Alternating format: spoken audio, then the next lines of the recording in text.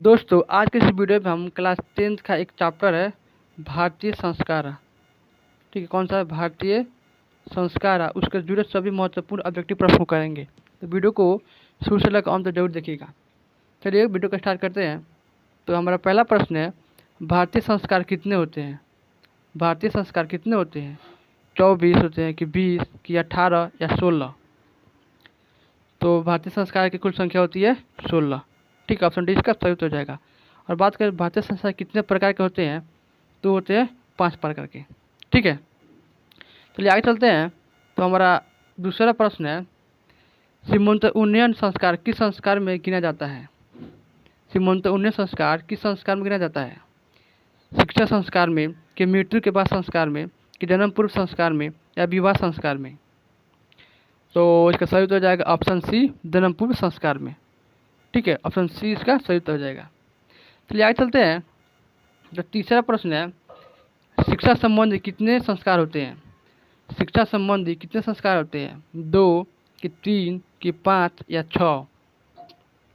तो शिक्षा संबंधी संस्कार होते हैं 5। ठीक है, ऑप्शन सी इसका सही उत्तर हो जाएगा। चलिए आगे चलते हैं। तो चौथा प्रश्न है कि बचपन में कितने संस्कार हैं? बचपन में कितने संस्कार होते हैं? 2 होते हैं कि 4 कि 5 या 6? तो बचपन में कुल 6 संस्कार होते हैं। ठीक है, तो इस प्रश्न का ऑप्शन डी सही उत्तर हो जाएगा। दोस्तों अगर आप इसका फ्री पीडीएफ चाहते हैं तो हमारे टेलीग्राम चैनल से जुड़ जाइए। ठीक है, इसका लिंक आपको डिस्क्रिप्शन में मिल जाएगा। चलिए आगे चलते हैं। तो पांचवा प्रश्न है कि संस्कारों का मौलिक अर्थ क्या है? संस्कारों का मौलिक अर्थ क्या होता है? समारोह का आयोजन, कि लोगों का सम्मिलन, कि दोष दूर होते हैं तथा गुणों का निर्माण होता है, या दान धर्म होता है? तो 5 का सही उत्तर हो जाएगा ऑप्शन सी, दोष दूर होते हैं तथा गुणों का निर्माण होता है। ठीक है, ऑप्शन सी इसका सही उत्तर हो जाएगा। चलिए आगे चलते हैं। तो छठा प्रश्न है, भारतीयों में संस्कार से किसका निर्माण होता है? भारतीयों में संस्कार से किसका निर्माण होता है? सतत्व का, कि व्यक्तित्व का, कि कर्तृत्व का, या मनोतत्व का? तो 6 का सही उत्तर हो जाएगा ऑप्शन बी, व्यक्तित्व का।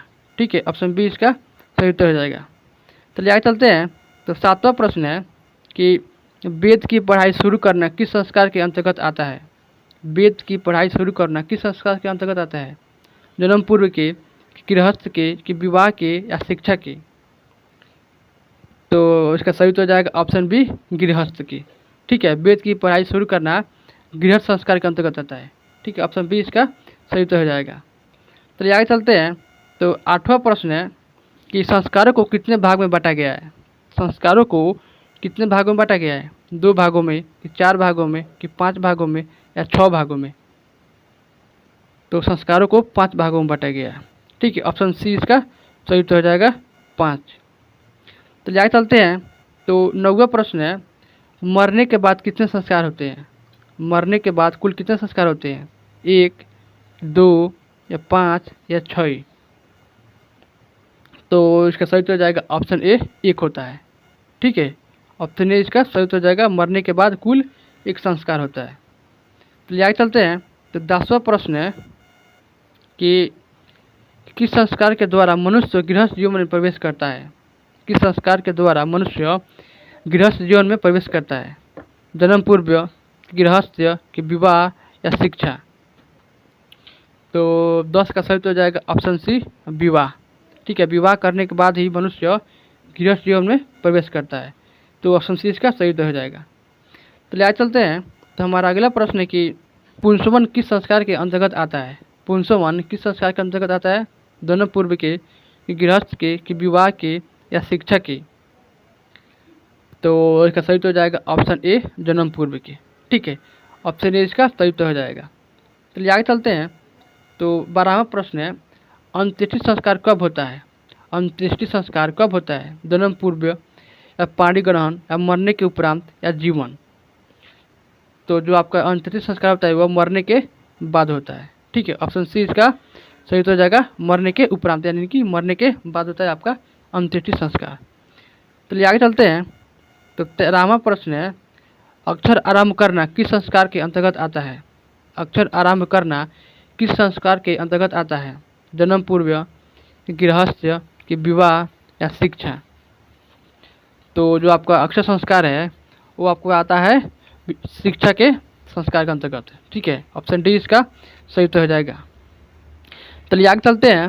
तो 14वां प्रश्न है, सप्तपदी किस संस्कार के अंतर्गत आता है? सप्तपदी किस संस्कार के अंतर्गत आता है? जन्म पूर्व, गृहस्थ्य, कि विवाह या शिक्षा। तो जो आपका सप्तपदी है वो आता है आपका विवाह के अंतर्गत। ठीक है, ऑप्शन सी इसका सही उत्तर हो जाएगा। ठीक है, चलिए आगे चलते हैं। तो 15वां प्रश्न है कि गुरु के घर से अलग होकर गृहस्थ जीवन में प्रवेश करना किस संस्कार के अंतर्गत आता है? गुरु के घर से अलग होकर गृहस्थ जीवन में प्रवेश करना किस संस्कार के अंतर्गत आता है? जन्म पूर्व, कि गृहस्थ्य, कि विवाह या शिक्षा। तो इसका सही उत्तर हो जाएगा ऑप्शन सी, विवाह होता है। ठीक है, चलिए आगे चलते हैं। तो 16वां प्रश्न है, सिंदूर दान किस संस्कार के अंतर्गत आता है? सिंदूर दान किस संस्कार के अंतर्गत आता है? जन्म पूर्व, कि गृहस्थ्य, कि विवाह या शिक्षा। तो इसका सही उत्तर हो जाएगा ऑप्शन सी, विवाह। ठीक है, सिंदूर दान विवाह संस्कार के अंतर्गत आता है। ऑप्शन सी इसका सही उत्तर हो जाएगा। चलिए आगे चलते हैं। तो 17वां प्रश्न है कि कौन शब्द सीमित रूप से व्यंग रूप में व्यवहार होता है? कौन शब्द सीमित रूप में व्यंग रूप में व्यवहार होता है? विकारी, कि अभिकारी, कि संस्कार या ज्ञान शब्द। तो इसका सही उत्तर हो जाएगा संस्कार। ठीक है, ऑप्शन सी इसका सही उत्तर हो जाएगा। चलिए आगे चलते हैं। तो 18वां प्रश्न है, गर्भ धारण करना किस संस्कार के अंतर्गत आता है? गर्भ धारण करना किस संस्कार के अंतर्गत आता है? जन्म पूर्व, कि गृहस्थ्य, कि विवाह या शिक्षा। तो इसका सही उत्तर हो जाएगा ऑप्शन ए, जन्म पूर्व। ठीक है, ऑप्शन ए इसका सही उत्तर हो जाएगा। चलिए आगे चलते हैं। तो 19वां प्रश्न है, जन्म से पहले कितने संस्कार होते हैं? जन्म से पहले किसके संस्कार होते हैं? 2, 3, 5 या 6। तो इसका सही उत्तर हो जाएगा ऑप्शन बी, 3 होते हैं। ठीक है, जन्म से पहले 3 संस्कार होते हैं। ठीक है, चलिए आगे चलते हैं। तो 20वां प्रश्न है, गृहस्थ के कितने संस्कार होते हैं? जब कोई व्यक्ति गृहस्थ जीवन में प्रवेश करता है तो उसके कितने संस्कार होते हैं? 1, 3, 5 या 6। तो इसका सही उत्तर हो जाएगा ऑप्शन ए, 1 होता है। ठीक है, ऑप्शन ए इसका सही उत्तर हो जाएगा। चलिए आगे चलते हैं। तो 21वां प्रश्न है, नामकरण किस संस्कार के अंतर्गत आता है? नामकरण किस संस्कार के अंतर्गत आता है? जन्म पूर्व, कि गृहस्थ्य, या शैशव या शिक्षा। तो इसका सही उत्तर हो जाएगा ऑप्शन सी, शैशव। ठीक है, ऑप्शन सी इसका सही उत्तर हो जाएगा। चलिए आगे चलते हैं। तो 22वां प्रश्न है, भारतीय संस्कृति का परिचय किससे मिलता है? भारतीय संस्कृति का परिचय किससे मिलता है? संस्कृत से, कि ज्ञान से, कि संस्कारों से या विज्ञान से। तो इसका सही उत्तर हो जाएगा ऑप्शन सी, संस्कारों से। ठीक है, भारतीय संस्कृति का परिचय हमें संस्कारों से मिलता है। दोस्तों, ये वीडियो आपको कैसा लगा हमें कमेंट करके बताएं और ऐसे ही वीडियो पाने के लिए मेरे चैनल को सब्सक्राइब जरूर करें।